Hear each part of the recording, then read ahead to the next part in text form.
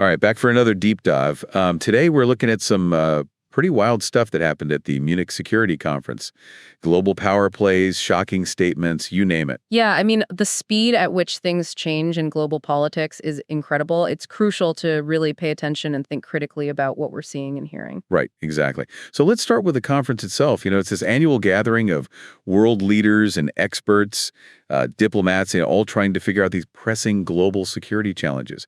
But this year, the tension was palpable, especially with the war in Ukraine still raging on. Oh, absolutely. You could just feel the weight of it all, hanging over every discussion. Yeah. And then you have Zelensky, the Ukrainian president. He just drops these bombshells. First, he says joining NATO was never really a serious consideration, which, that just contradicts everything we've been hearing for years. Yeah, that was a pretty surprising statement, to say the least. It definitely makes you question the narrative, the one we've all been following about this whole conflict.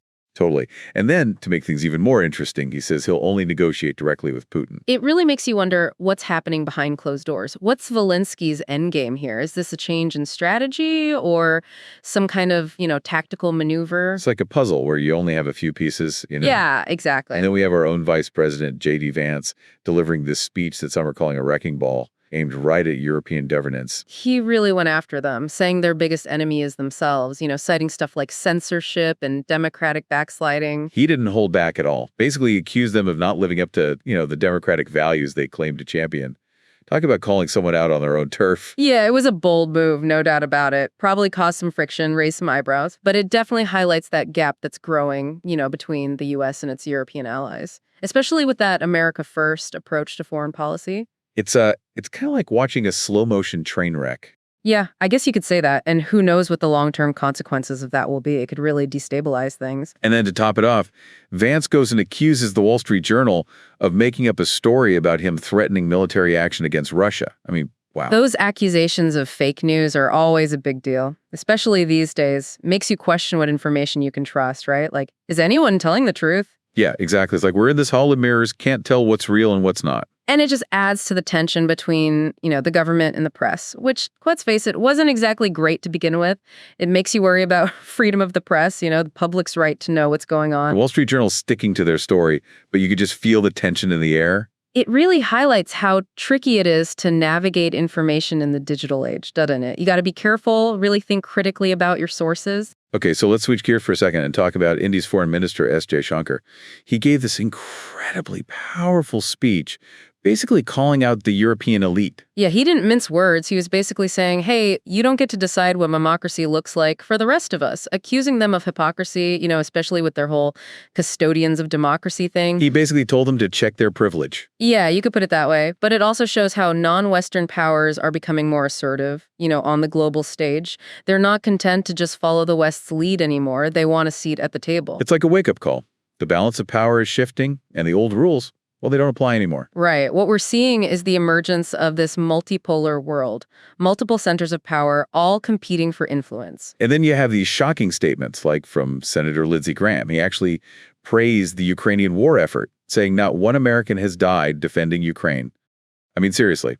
Yeah, that caused a lot of outrage, and for good reason. It just ignores the suffering of the Ukrainian people, like their lives don't matter. It makes it seem like the U.S. is just playing games, using Ukraine as a pawn in some big geopolitical chess match. Yeah, it was a reminder that even when we're not directly involved in a conflict, there are still real consequences, human consequences. And it plays right into that narrative that the U.S. is fighting a proxy war, which doesn't do much for our credibility or for the Ukrainian people caught in the middle of it all. Then we have Secretary of Defense Pete Hegseth, and he's asked about the possibility of Ukraine getting nuclear weapons. And his response, well, let's just say it was cryptic, basically dodged the question, said it was up to President Trump. Talk about terrifying. The idea of nuclear weapons in this conflict is a nightmare scenario. Talk about raising the stakes. It's deeply unsettling. I get chills just thinking about it. And who knows what Russia would do if that happened? It could escalate things to a level we can't even imagine. All right, let's move on to something a little less scary. There was a lot of talk about the G7 and whether Russia might rejoin. Yeah, and that just highlighted the divide between, the West and the BRICS nations, Brazil, Russia, India, China, South Africa. It became this symbol of the shifting global power dynamic. So it wasn't just about Russia, right? It was about this fundamental shift in how power is distributed around the world. Exactly. The old world order, it's being challenged. And the G7 versus BRICS, that's just one example of it. It's like this tug of war with each side trying to pull the world in their direction. It's fascinating, but it's also incredibly complex and volatile.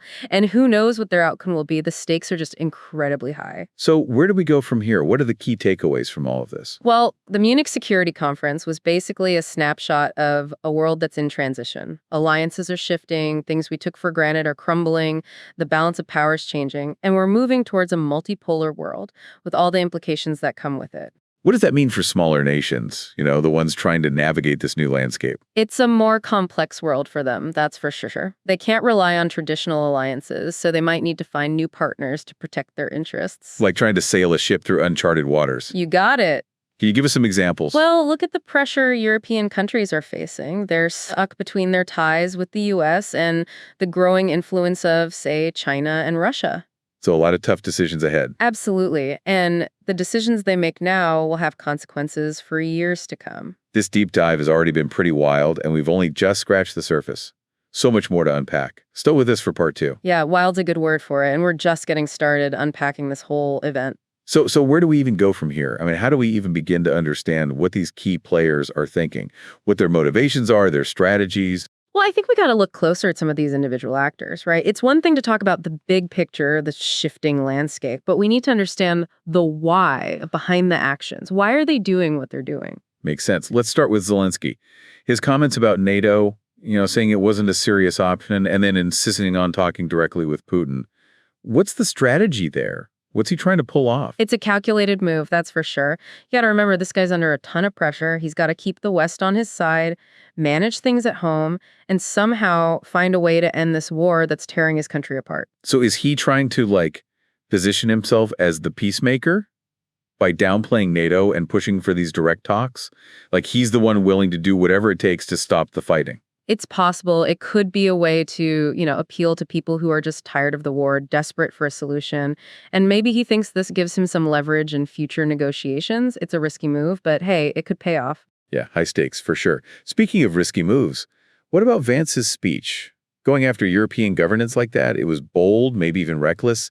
What do you think he was hoping to accomplish with that kind of in-your-face approach? That's a tough one. There are a few ways to look at it. Some people think he was just trying to show everyone who's boss, like America's still calling the shots. The good old America first in action. Exactly. But maybe, just maybe, he was trying to stir the pot a little, provoke a reaction, force those European leaders to rethink things. Like he threw a grenade in the room to see who'd jump. So kind of a power play, right? Expose some weaknesses, create opportunities for the U.S. to, assert itself. It's not impossible. And I remember Vance has been pretty vocal about what he sees as European complacency, their reliance on the U.S. for security.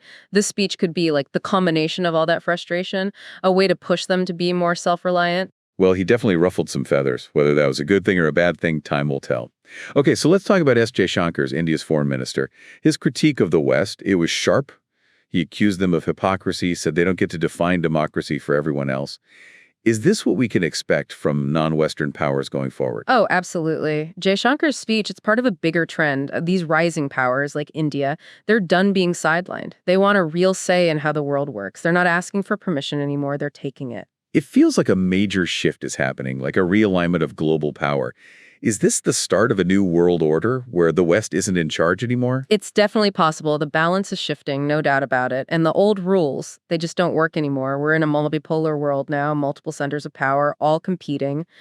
And it might be more democratic in a way, but it's also a lot more unpredictable. And probably more chaotic too, right? Yeah, that's the risk. This multipolar world, it's full of opportunities, but also dangers. The trick is figuring out how to navigate it, how to work together, manage conflicts when power is spread out like this. It's a delicate balancing act. So let's talk about something that really rubbed people the wrong way. Lindsey Graham's comment about no American deaths in Ukraine. It was just so insensitive, like he didn't even care about the human cost of this war. And people let him know it. There was a lot of backlash, and rightly so. It showed a complete lack of empathy for the Ukrainians, like their suffering doesn't matter. And it feeds that whole narrative that the U.S. is just using Ukraine for its own purposes. It's like he forgot that real people are dying. And his words just play into the hands of those who say, the U.S. is manipulating the situation, which doesn't exactly help our image or build trust. Exactly. Whether he meant to or not, he damaged our credibility. And in a situation like this, where things are so fragile, words matter.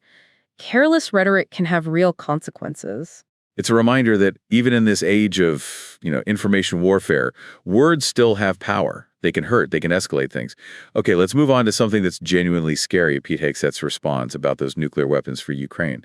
It was vague, invasive, just plain unsettling. He didn't exactly calm anyone's nerves, that's for sure. By dodging the question and saying it was up to Trump, he basically just fueled speculation and fear. The idea of nukes in this war, it's terrifying. And his non-answer didn't help. Did he give any hints about what Trump might be thinking? Not really. He was very careful not to say too much. But it did sound like, they're at least considering it. And that's a scary thought. It's like a ticking time bomb, and we don't even know if it's real. The stakes are so high, and the lack of clarity is just unsettling. Yeah, the nuclear question, it's a wild card. It could change everything, and not in a good way. It reminds us that in global politics, anything is possible, even the things we don't want to think about. Okay, last but not least, let's talk about the G7 and Russia basically saying thanks but no thanks to rejoining. It was a pretty symbolic moment, don't you think? Showed just how wide the gap is between Russia and the West. Yeah, their response was basically a slap in the face. They're saying they see the West as a has-been, a relic of the past, aligning with the BRICS. That's strategic. They want to be part of a new world order, one where the West isn't calling the shots anymore. So they weren't just posturing. They really think the G7 doesn't matter anymore. That's what it looks like. They're making new alliances, strengthening ties with the BRICS, and doing their own thing. They see the BRICS as a better platform, more dynamic, more representative of the changing world. It's like watching the tectonic plates of global power shift right in front of us. Old alliances breaking apart, new ones forming. It's fascinating, but man, it's complicated. And unpredictable. We're just starting to understand how it all works. The Munich Security Conference, it was a glimpse into this new world order, where the rules are changing and the stakes, higher than ever. It's been an eye-opening conversation, but I feel like we've only just scratched the surface. There's so much more to explore. And that's the exciting part, right? Global politics, it's this constantly evolving puzzle. It forces us to think critically, question what we think we know, and embrace the complexity. Before we jump into part 3, any last thoughts about the Munich Security Conference and what it all means? It was a microcosm of everything that's happening in the world right now. Different visions of the future clashing head-on with everything on the line. We're at a crossroads, and the choices we make now, they'll determine what the 21st century looks like. Stay tuned for part 3, where we'll dig into those choices and what they could mean for all of us. Okay, so we've covered a lot of ground here. Shocking statements, shifting alliances, you name it. It really does feel like the ground's shifting beneath our feet. So what now? Where do we go from here? We talked about this new multipolar world, all the uncertainty. What should we be paying attention to, in the months and years ahead? What's going to tell us which way the wind's blowing? Well, first off, watch the U.S. and its European allies, see what happens there. Can they patch things up, present a united front, or is that rift going to keep growing? Because that relationship, it's crucial for global stability. And the BRICS? How much influence are they going to have? It feels like they're offering a real alternative to, the Western-led order. That's the million-dollar question. They represent a whole different way of doing things globally, challenging the old power structures. If they succeed or if they fail, it'll have huge consequences. It's almost like we're watching a new world being born, right? Painful, messy, but new. In a lot of ways, yeah. The old rules are gone, and what comes next? Well, that's up for grabs. Huge opportunities, but also a lot of danger. So how do we even make sense of it all? Any advice for, the average person trying to wrap their head around all this? It's a lot to take in. Here's what I'd say. First, don't buy into those simple narratives. The world's complicated. There are no easy answers. Second, be open to different viewpoints. Listen to people outside your usual bubble. And lastly, expect the unexpected. Because in global affairs, the only thing you can count on is change. Solid advice. This deep dive has really given us a lot to think about, and we've only scratched the surface. Definitely. But hopefully it's made you want to learn more, to dig deeper into these issues. It definitely has for me. That's why we do this, help people make sense of a world that's constantly changing. And remind everyone that they can be part of that change, too. It's not just something that happens to us. Exactly. We're not just watching from the sidelines. We can all make a difference, by being informed, engaged, taking action. Couldn't agree more. The more we know, the more we do, the better chance we have of creating a world that's more just, more peaceful. This has been a fantastic conversation, really insightful, opened my eyes to a few things. Glad to hear it. And hopefully you're walking away with some questions, some ideas, and the urge to, keep exploring. This deep dive has given you a glimpse into how complicated global politics really are.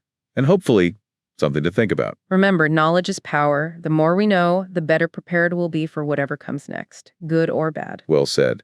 And on that note, we'll wrap things up. Thanks for joining us on this journey into, the the heart of global affairs. It's been a pleasure. Until next time, stay curious, stay engaged. Hit subscribe to our podcast, available on Spotify, Apple Podcasts, and YouTube.